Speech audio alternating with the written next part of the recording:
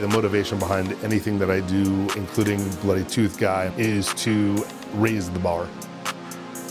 To always push myself to elevate my game and to change the perception around me of what oral surgery is.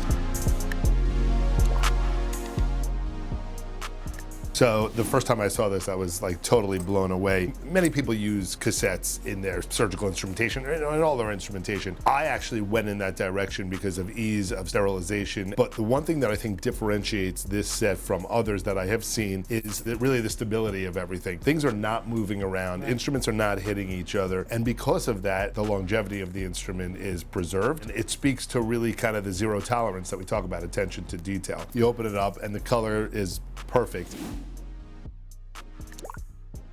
The first thing that you have here is the detachable scalpel handle. And what this enables you to do is quickly unload the scalpel. Not that you're using a scalpel for every single extraction, but the ones that you need to use a scalpel for, this one is absolutely perfect. Safety, I mean, just the way to unload this, the actual blade will be disposed of in a safe, efficient manner. I love this. Plus, honestly, holding this like a pen, it's much, much easier than the traditional scalpel handle blade, which in my opinion is very, very special. I love this. I wish I had more of these.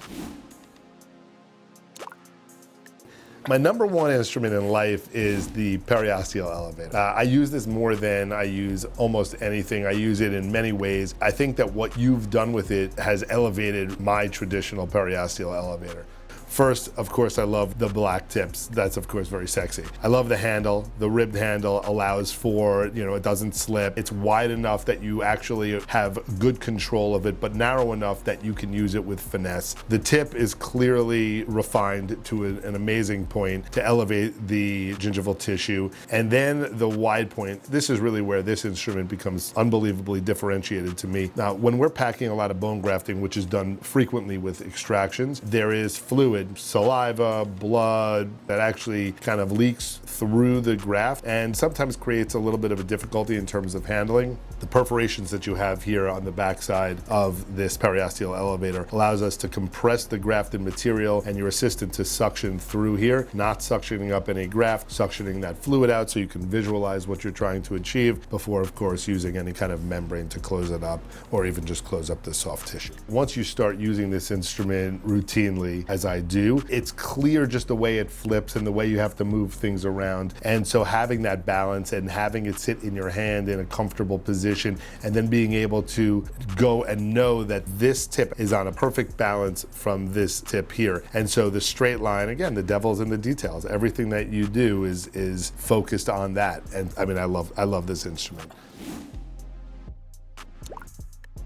I think one thing that separates a lot of the oral surgeons and more established, more comfortable, more experienced exodontists from general dentists who are not yet so experienced or dental students is it's one thing to take a tooth out, but you really need to actually curette and debride the area of any kind of soft tissue. This is hugely important, both in terms of getting rid of and eradicating all infection or inflammation that's in the socket, but also if you're going to graft the socket in preparation for an implant, you want to be grafting into an optimal recipient bed.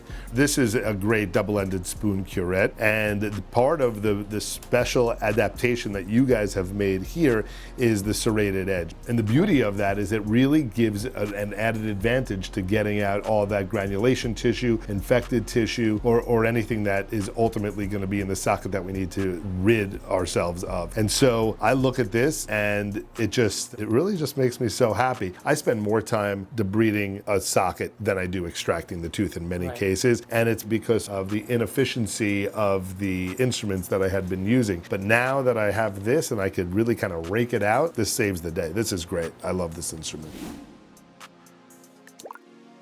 And I think probably the most underused instrument in dentistry. So the majority of dental professionals use a mirror with a narrow handle to retract the tissue. And I understand the concept in terms of indirect vision for a mirror, but in terms of tissue retraction, even retracting a flap, in my opinion, there is really nothing better than this. It's basically double-sided. This has a perfect curve to get under the mucoperiosteal flap and really give you very, very good visual access while also retracting the cheek. Additionally, this could be held by your assistant or even yourself using the hook on the other end and lifting up typically the upper lip to access the labial soft tissue or anything that you need to do on the front. So this instrument, the Minnesota Retractor, is to me, I guess I just said that about the periosteal, but I love this thing. Yeah. I think it's amazing. TBS has been manufacturing FRINGS for a long time. The evolution of the forceps with the internal spring has changed the game across the board. But I think what has taken it a step further is taking a traditional 150, which is a universal upper forceps, tapering the beak, notching the beak, and serrating the interior, and allowing this forceps to really do the work for you. Again, nothing in exodontia is force. It's all very much based on finesse, but having something that you can control, protect the soft tissue with the notched tip, with the tapered tip, and with exactly, this allows for anti-rotation. So this forceps, to me, is the optimal forceps for almost all extractions, certainly all upper extractions, and really at the end of any tooth extraction. Right. This is my go-to. This forceps is like a perfect balance between giving you the stability and firmness that you need in the handle and the fring, but also the tip is so fine and so beautifully designed that it actually enables us to do so much better work. I love this. I won't use another forceps. This is called a rongeur. This speaks also to the debriding and cleaning out of things. A lot of people use a rongeur just to kind of grab and pull and whatever, but a rongeur is really designed to clean things up in a very smooth way. It has the internal spring, which was a major, major issue with rongeurs before you developed this, and it fits perfectly, comfortably in the palm of your hand, with the tips also being fine. Again, this rongeur, or all rongeurs, are designed to clip bone. So we cut the edges of bone, and we also are able to take down some of that granulation tissue. These are used by oral surgeons, periodontists alike, any surgically minded dentist. And this rongeur is, in my opinion, a game changer. It's the best. I love this instrument. It's like it was made for me. Suturing. A lot of people know me for hand tying, right? The major part of the suturing experience is something called a needle driver or needle holder.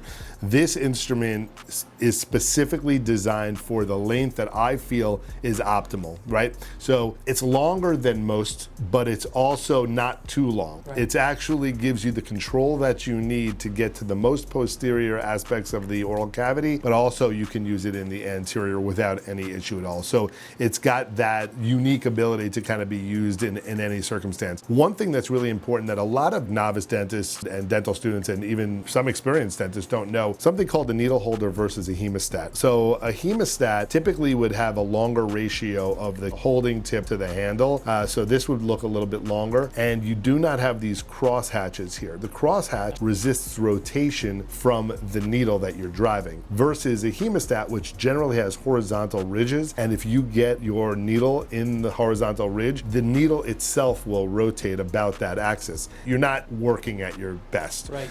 So a lot of people in their office, especially if they've bought an older office or something like that, they don't have needle drivers, they don't have needle holders, they have hemostats. And hemostats are not needle holders, and I would say this is a huge differentiator in terms of why suturing is so fluid for me.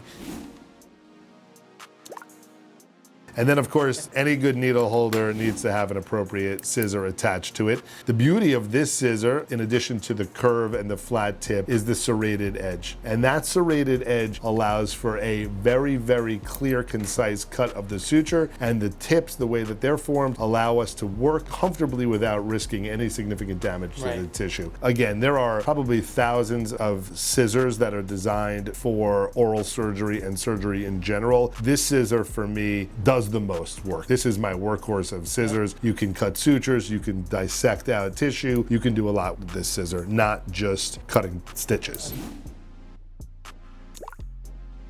So these are the two primary elevators that I use for exodontia. Anybody who's watched me knows that I use these two elevators. There are significant differences despite the fact that they look so similar. This is what we call a 77R, and this is a 301. Let's start with the 301 because this is more of a kind of a universal elevator.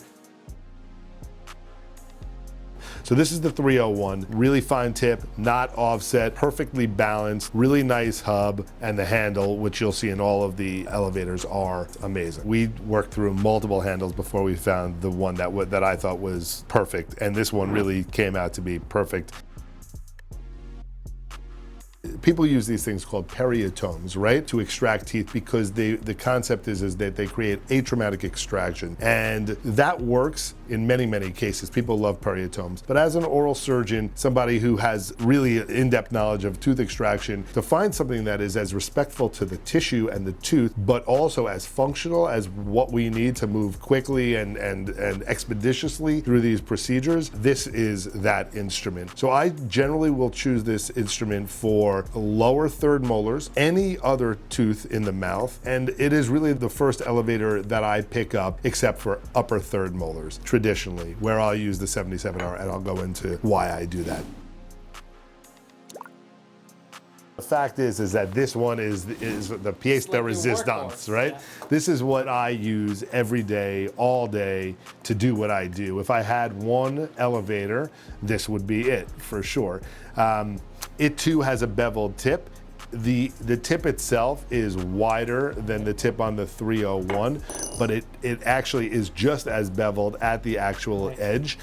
There are serrations on the sides that help from slippage. We have the same handle, the same dimension, the same weight, more or less. This gets into places that you need a little bit more work, because if you have a little bit of a periodontal defect, this sometimes gets lost in that space. Right. This comes right in and gets it out. And part of that offset, even though it's a very, very small amount, actually allows you to get in there in a more comfortable way, more comfortable for the patient too. The one thing that I want everybody to see, if you were to take a string and attach it to the tip of this instrument, it would actually emerge here and be like perfectly balanced and perfectly weighted. We worked on that, and this, again, it's really about the angle to get you to that exact point. So yeah, I love this. I'm so excited for this. It's not just the taste. Taste is extremely important, but it's got to be everything. The vibe, I'm all about vibe, right? This is vibe. Yeah. This is sexy instruments. Riverside sexy. It's all vibe. It's all vibe.